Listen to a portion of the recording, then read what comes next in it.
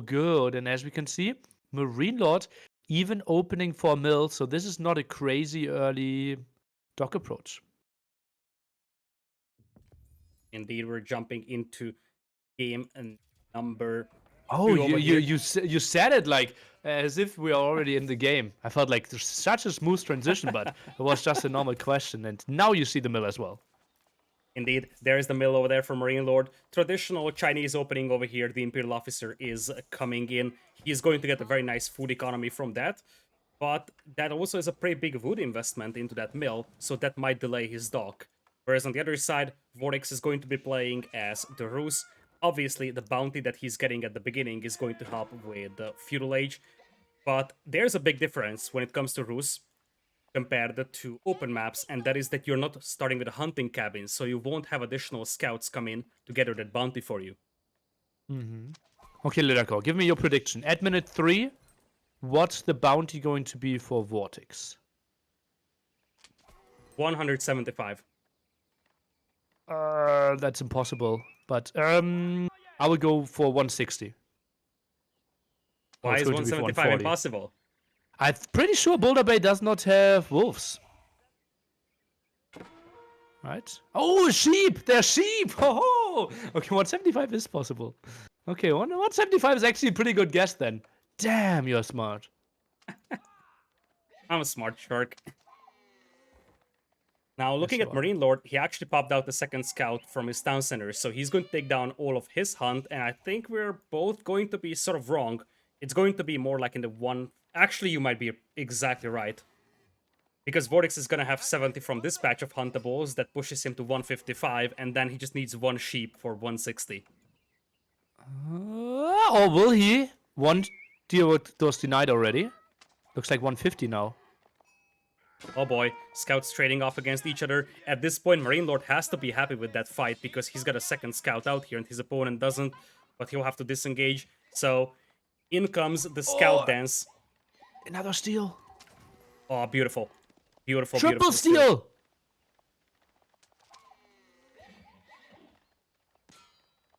Oh, where was the second scout? Hit the other side. Yeah, it looks like Vortix sent his scout forward just so that he can get the hunt of MarineLorD over here. But, well, all of that is taken down. So ultimately, it's only 115. That's a very, very good accomplishment for MarineLorD over here. It's minimal amount of bounty. Loses the scout. This is such a bad start for Vortix. -1 scout. The lowest bounty I've ever seen in a competitive game at 3 minutes. This is horrible for Vortix. That is indeed just terrible, terrible situation. And now, with MarineLorD having 2 scouts, he can harass that villager out there, and he can even start burning down that dock if he wants to. So, losing that scout also hurts, because now you have a difficult time protecting that villager out here. Ooh, Spearman now by MarineLorD. He did not dock, for some people that didn't notice. Now even gets a sheep kill as well. Is he getting a second sheep kill? Oh, Spearman is coming in. Is going for the scout though. He's just now coming in with a dock, so he's going to delay it a tiny bit.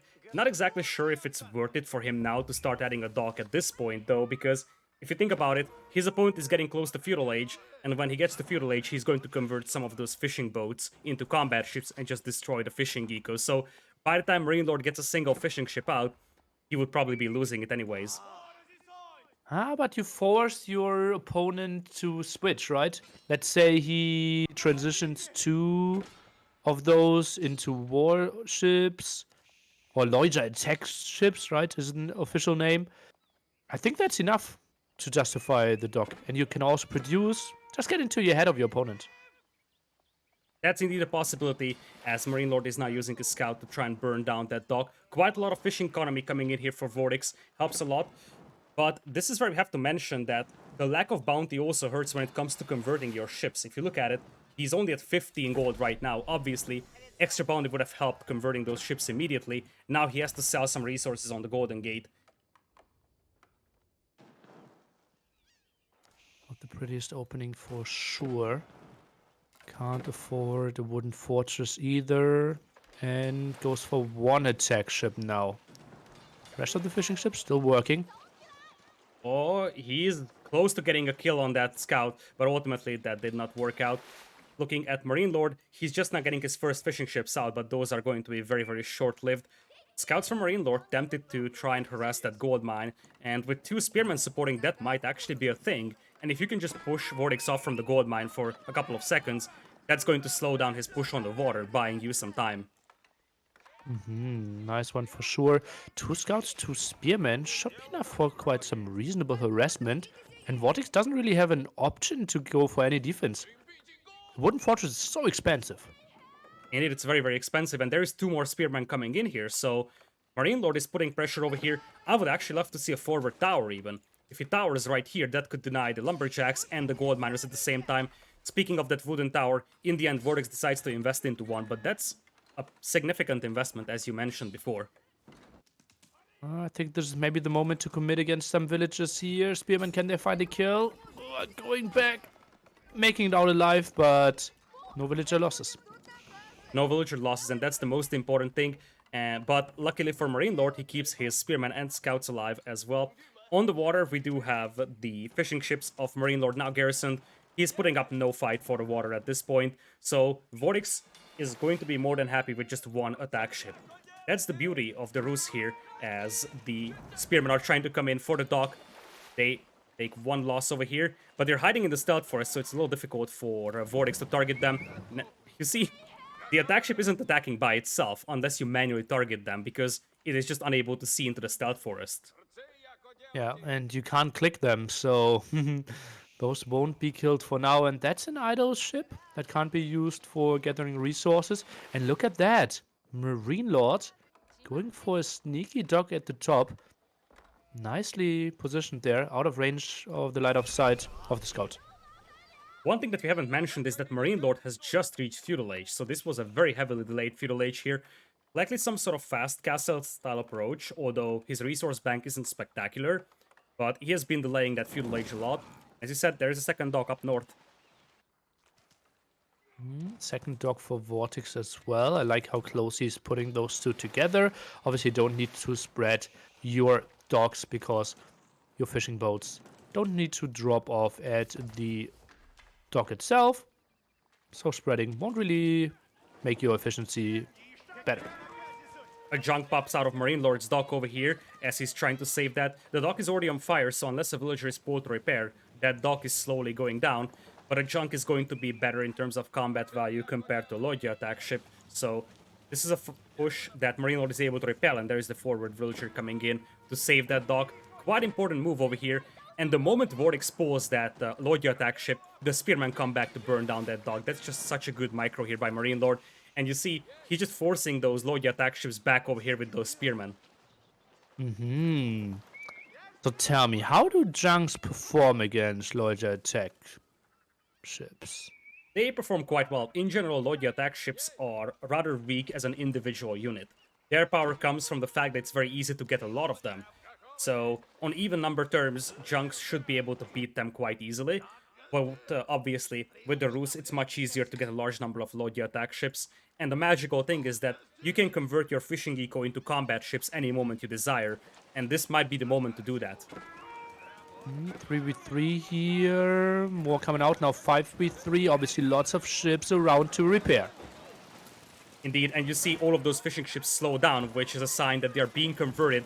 That's the magic of the Rus here.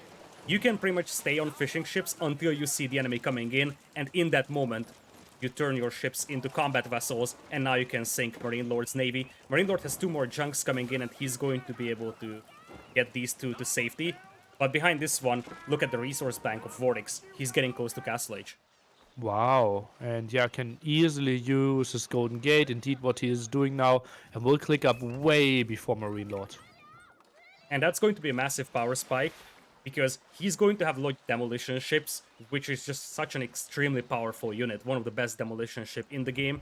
Although, one of the things that is missing for the Rus is going to be an actual ballista ship. So, unlike any other civilizations, they can't go for the Hulk, which is the direct counter to the junks. Oh, nice micro by Vortix. Gets all the low HP ones away. Can he micro those away? Does his very best. They're bugging out a bit, but looks good. And it feels like Vortix quite in some dominance. He's dominating the water, and behind this one, there is also decent fishing eco for him, so he's getting something out of that water as well. And MarineLorD knows that very well as well. Castle Age on the way for Vortix, water lost for MarineLorD. As you said, it really felt like Rus was just saved up by MarineLorD for the upcoming game. Rather easy win here for Vortix in less than 11 minutes. Yeah, Roos feels so strong here, and the opening didn't even go well for Vortex, right? Let's remember, lost the scout, 115 bounties, so he only got 10 deer out of normally you get like 14 to 21, and really not a great opening, but ship's really good, and MarineLorD obviously with this opening with the Spearman that didn't really pay off. Simply too late to Feudal Age. Fishing is just so powerful in this game. If you compare the economies, 600 more gold for Vortex, but what's more relevant is the 1300 more food and 1000 more wood. That is a ton of extra resources in a game that was just 11 minutes long. Yeah, absolutely crazy.